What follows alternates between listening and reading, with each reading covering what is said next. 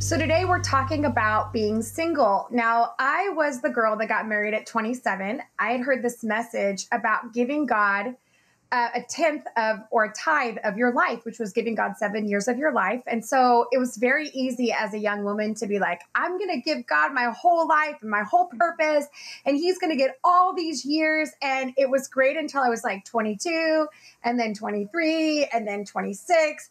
And it felt like the guys that I wanted to marry were getting married and there was like no good ones to pick from. And I remember finally about 27, I had it out with God. And I said, God, I don't get it. I want to do this the right way. I want to be married. I can't seem to find any men out here that are like the right one for me. And he said to me so clearly, Havilah, if you wanted to be married today, you could go marry somebody. The point is not being married. The point is that you want the right person for the right time and the right season of your life. And I want to be a part of that. And I remember him so clearly. It was like this realization that me being single, and I almost want to say me being whole and not part of another whole, was really a choice that I was fully in control of, that I could go marry some random person to be married, but that wasn't what I wanted my story to be. I wanted my story to have intention and purpose and to have the hand of God on it. And I love what one of my friends, Krista Smith, says. She says, there's this tension between contentment and contending. And I felt in my life, there was this huge battle between wanting to be content, which I love that verse in 1 Corinthians 7 that says, and don't be wishing you were somewhere else or with someone else. Right here is where God has you. Live and obey and love and believe right there. I love that reality. And I felt like I needed to understand how to be content.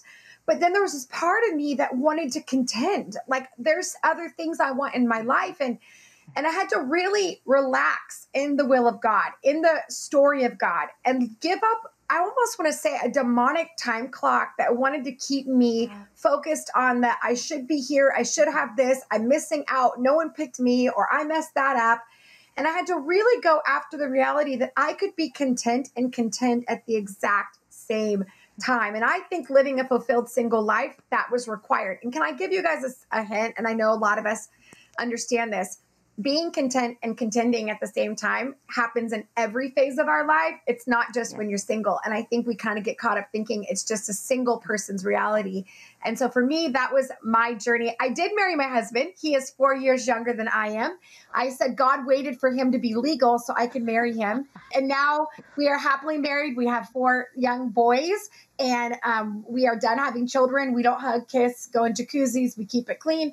But we do try to, I do love being married. But when I look back, I realized that me learning to be content was about a relationship with Christ and allowing him to meet my needs at a deeper level. And that same contentment and contending happens still in being married. Can I interject something? I would actually love to ask Havilah and Dr. Robyn, because one of the issues that I have found in church is that sometimes I feel like I'm not seen, like there is the young women in training, Melinda, that's deep.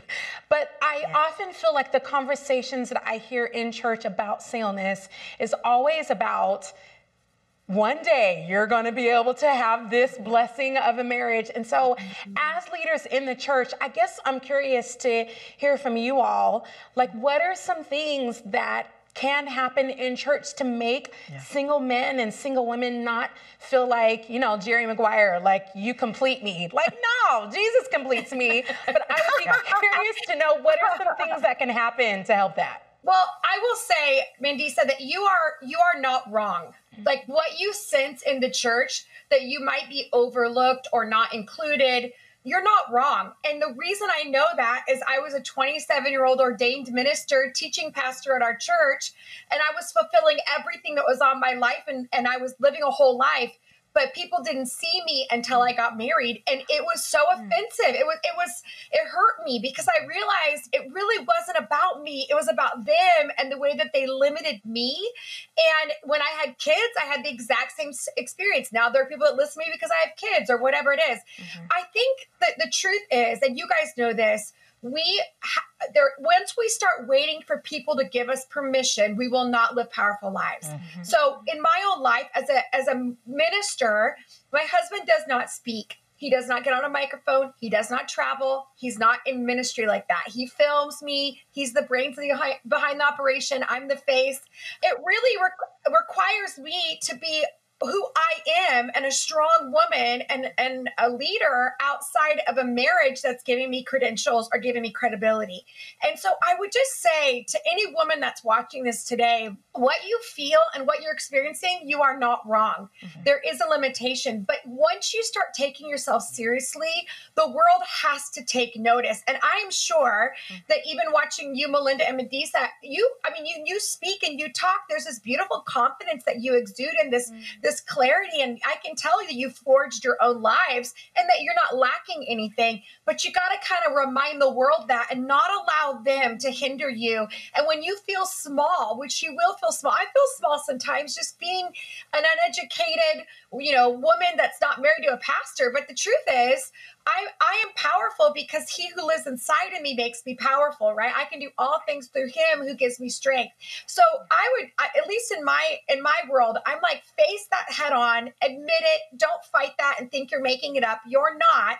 But then also, I want you just to release yourself from the idea that people are going to approve of you for you to live powerful. That is a mirage. It will lead you the wrong direction. 1 minute they're saying, Jesus, Hosanna in the highest. And the next minute they're saying, give us Barabbas.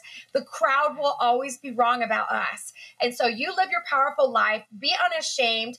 And your story is story. I know we're going to have more conversations about that, but your life can change in a minute. Hi everybody, I hope you enjoyed this video.